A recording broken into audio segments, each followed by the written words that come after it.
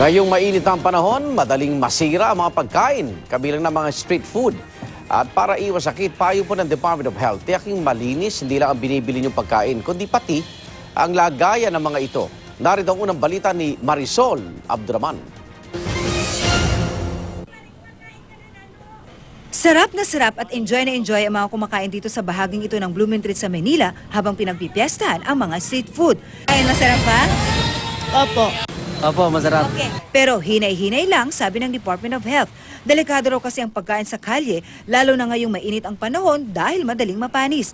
Kaya ang mga vendor, kanya-kanyang diskarte para hindi raw agad masira ang mga paninda. Sa stall na ito, kung dati-rati raw punong-puno ang tren na ito, ngayong panahon ng tag-init, tansyahan daw ang kanilang pagdidisplay dito ng kanilang mga paninda. Sa bakit na nga ho ba kukunti lang ang nakadisplay pa rito? Matutuyo. Payo ng DOH, tiyaking ligtas ang mga kakaining street food. Tingnan kung paano ito niluluto. Obserbahan ang food handler kung malinis ba ang kamay o kung may suot na guwantes. Tingnan din kung malinis ang lugar. Ang mga sauce dapat hindi sawsawan ng bayan.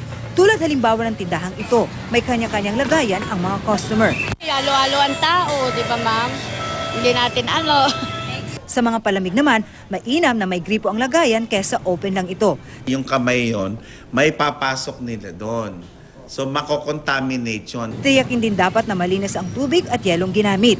Sa pagluluto naman, tiyaking malinis at sariwa ang mga sangkap na gagamitin. So, kung karne yan, walang pink parts. So, kung may pink parts ka ron, hilaw yun. Ihiwalay ang hilaw sa lutong pagkain para maiwasan ang cross-contamination. Sundin dapat ang 4-hour rule o yung dapat maubos ang nilutong pagkain sa loob ng 4 na oras. Kung hindi naman ito makakain agad, ilagay muna sa ref. Keep food warm kung siya ay nilutong mainit, and keep food cool kung siya naman ay hinanda na dapat siya malamig. After 5 hours, pwede niya siyang initin para maagapan. Short order para mas safe. Iwasan ding langawin ang pagkain. Pinag-iingat din ng DOH ang publiko sa iba pang pagkain madaling mapanis, gaya ng kanin, pasta, dairy food at masarsang pagkain.